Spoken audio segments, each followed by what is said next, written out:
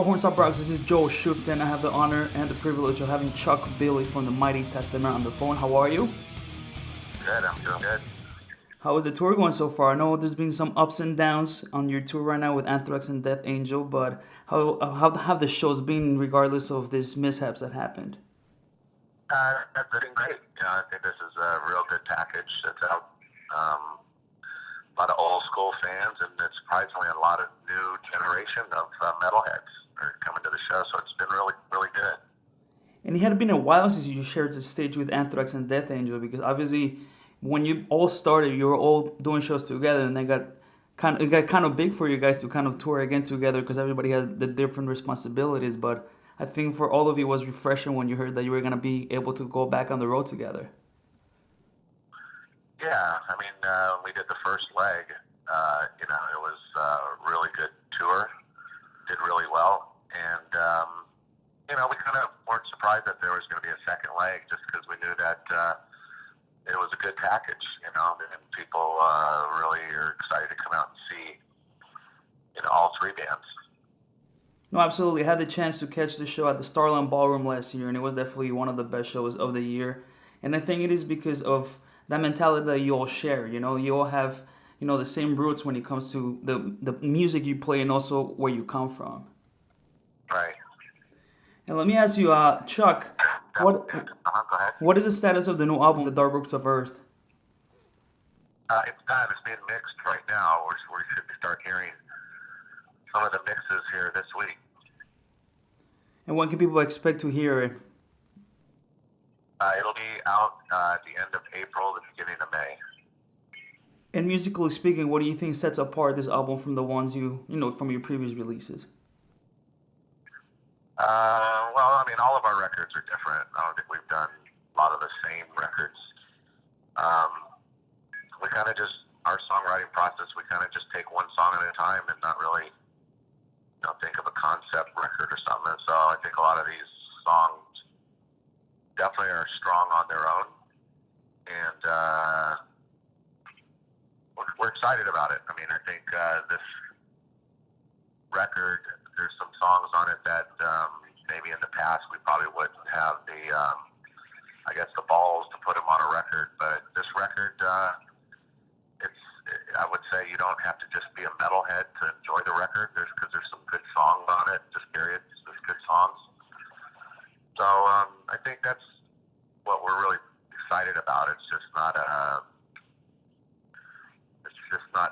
not just a metal record, you know what I mean? So you would say it was a very organic process for you guys going into the studio and not being kind of limited by anything you've done, by kind of saying, okay, this is what we want to do? Nothing limited. If anything, we've tried to expand more in the creation of it. Like on this record, I let somebody, Andy Sneap, produce my vocals. Or in the past, I did it all myself, and of course, just always thought I knew best myself. So this trip, I wanted to make sure I give someone a shot. And Andy made me do some vocals and get some things out of me that I wouldn't have done on my own. So in that sense, I think it's vocally probably my best record vocally, just because I've pushed myself further than what I've done with in the past. And lyrically speaking, what can people expect? A lot of the same, like the regular Testament stuff, things that involve our life. We wrote a lot of stuff about the planet, stuff about Native Americans, stuff about the war, and there's a little bit of everything in there. Right, and speaking of Native Americans, I want to congratulate you because you are the first Native American to be displayed at the Hard Rock Casino. I mean, I'm sure this is quite an honor for you because I know how serious you've always been about, your roots and your culture. That's definitely an honor. I knew that someone was trying to make it happen for me for a couple of months, and it finally did. So January I went out there and did the unveiling, and it was really cool. It was actually, for me, I thought it was the right place for it to happen in New Mexico. There's a lot of Native American fans there, and that casino's on an Indian reservation. So there was a lot of Native support that came to the unveiling. So that was really cool. And of course, you recently were part of the NAMM Jam. How was that experience for you? NAMM Jam's always cool. I mean, NAMM is kind of, I've been going for so many years. It's not the most exciting thing to do, but, you go there and you meet the fans and meet your sponsors for your equipment. And we've seen like some bands over the years play at the NAMM Jam. We always thought that looked like the gig to play. So last year we decided let's try to play for the NAMM Jam this year, and they made it happen. So it ended up being a good experience. Usually when you do those kind of events, there's always a hiccup.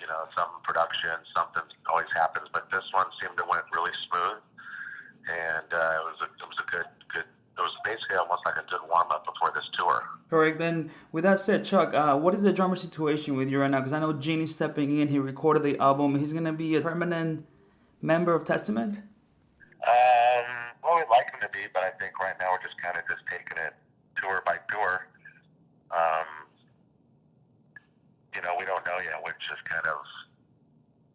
unexpectedly had to do this tour before the record came out. So we haven't really thought about it yet.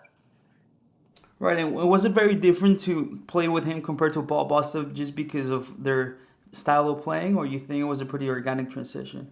Well, we played with Gene before on our Demonic record, so we knew exactly what Gene would be capable of and bring to the table. We knew that it would definitely bring a different style of drumming because Gene's a different player than Paul. I think it just worked out. Gene Eric had a lot of the creation already done, and Gene just had to kind of put his style on it. Right, his flavor, which everybody knows him for. And I think, when I saw you guys with Gene, of course, without taking any credit from Bostaph, what I like about Gene is that he also can kind of match what the band is doing musically, you know what I mean? Which not everybody can do. Right. And Chuck, what's going on for you guys after this tour? Well, we're just focusing on the records coming out in April, so we'll be doing a lot of promotion for the record. Probably try to shoot a video here, get that done. And do you have a song selected for the video yet, or is that still to be determined? We have one, it's called Native Blood. And do you already have a concept and a producer in mind you're going to be working with? Not yet. Right now we're kind of just talking with people, trying to see who has the right vibe for it.